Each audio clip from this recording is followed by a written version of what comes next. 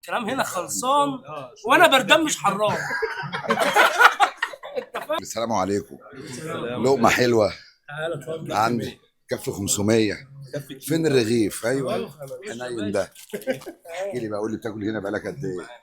يعني احنا هنا بيبو نعرف اكتر من 10 سنين. 10 سنين. طبعا. تاكل هنا من 10 سنين. طبعا. احلى حاجه هنا ايه؟ كل حاجه حلوه. كل حاجه حلوه. اكلت الملوخيه؟ كلت الملوخيه وعليها اللي كده جميله. يا نهار ابيض، دمار الدمار. ده أكيد عن عايز اقول لك يعلم ربنا، شويه ملوخيه وميكس جريل وطاجن عكاوي والطرب والريش، يعني مش مفيش نفس. ده انت لو خاطب وبتحبها مش هتتكلم عنها كده. انا مش متجوز اصلا. انا هديك حته كبده. استنى بقى مش عارف انا فجاه بيعطفوا عليا. ده عطف، ده عطف مش اكل. حنينين اخواتي. لا استنى حته بقى الراجل اللي هناك ده يمشي. هنا دي مش حنين. قوم يا باشا وادعي لي يا باشا، دوم وادعي لي.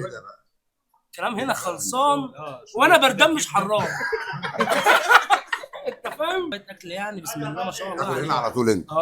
بيبو معروف من زمن الزمن واحنا حابين الاكل هنا جدا يعني. الله، قول لي انت بقالك قد ايه بتاكل هنا؟ انت واضح انك ما بتاكلش هنا خالص ولا بتاكل في اي حته. انا ما بيبانش عليا. ما بتاكلش في اي حته. ما بيبانش عليا. انا عايز اقول لك لو قلعت اوريك الباي. انت من الاكل ده.